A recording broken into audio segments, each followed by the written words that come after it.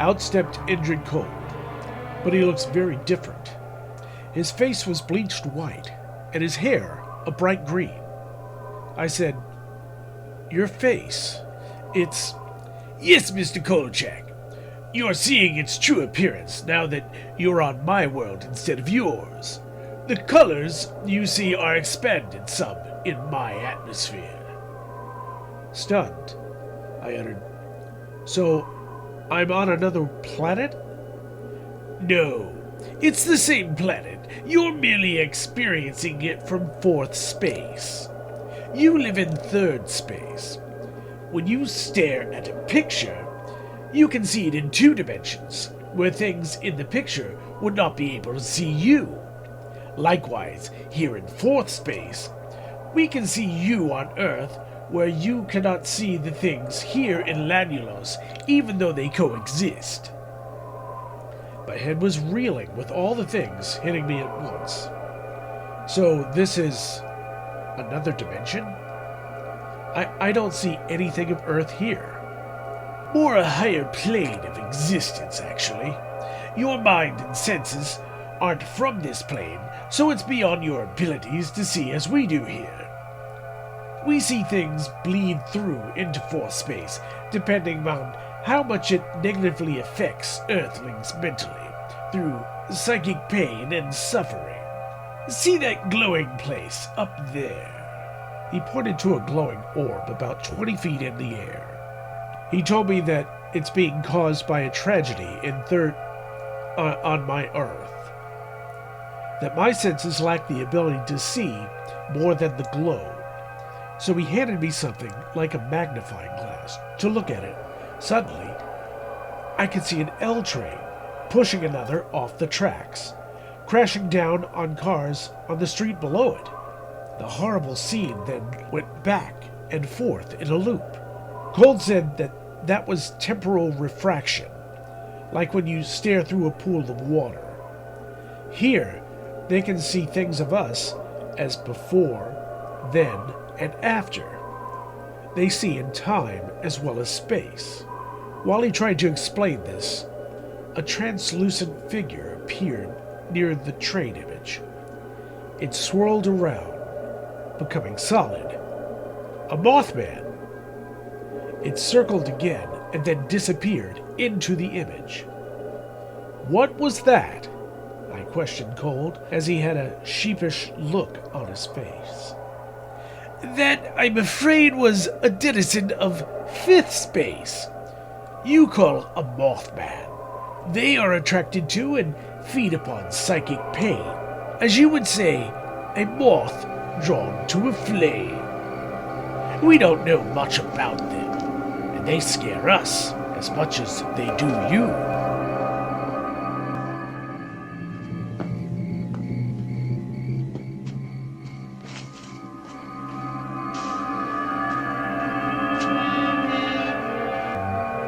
Frustrated, I just lost it with him.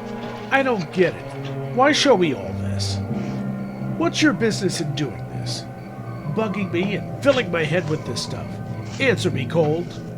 "Well, Mr. Kolchak, I'm a scientist.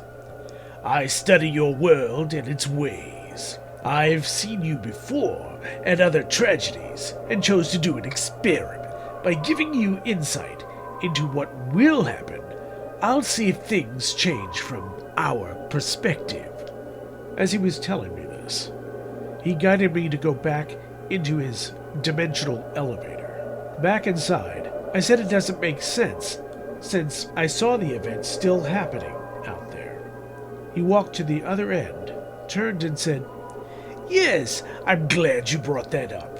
You see, while you were on Lanulos, you were not affecting the course of time on Earth. I will be able to check the difference once I return you, which I will do after taking this back." Cole took the lens thing out of my hand, and with a fluid motion, spun and tossed me out the other side.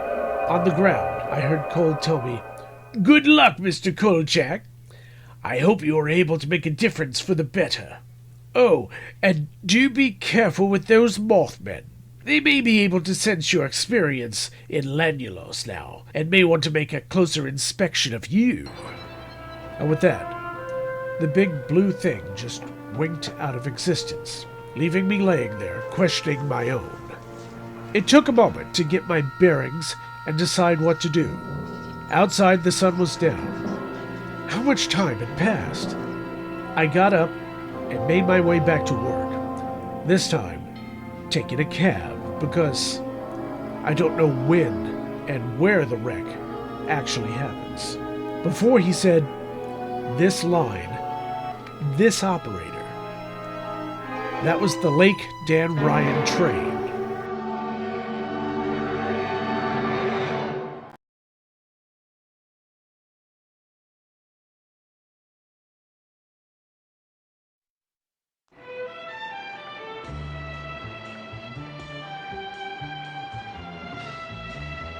I raced back to I.N.S. and typed up my story, and it was a whopper. For obvious reasons, I couldn't divulge Mr. Cold, his origin, or the light show he gave me. Worse was both the camera film and tape recordings were blank, another obvious effect of being in another dimension. All I had to go on was the off-the-record reports of the operator, Stefan's drug test fails, and prior incidents, and how it's being covered up with its potential for calamity. If I could get the ball rolling on an investigation, that might be enough to get him pulled from work and save lives.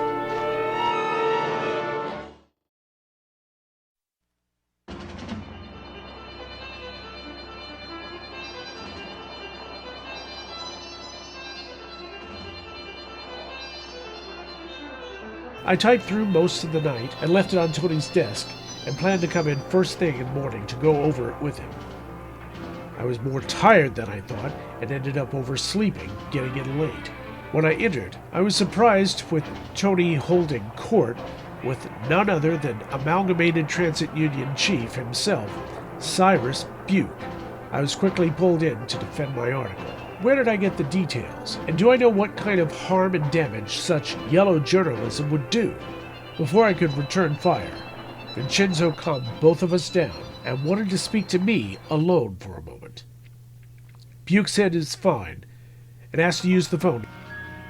In Tony's office, he explained that my story was too light. It needed more corroboration of what I had. So he invited Buke to come in and give his side of the story, trying to dispute what we had. In doing this, Vincenzo hoped to either trip him up, admitting to something we didn't have, or get him on record refusing to comment, proving he is hiding something. So far, all he'd done is ask what the story was about, then attack us for trying to scare people with unfounded rumors. By the time we came back out of the office, Buke had left, telling Ron that his business here was finished. I told Tony I'll type up an edition with Buke's comments. Tony went to answer his phone.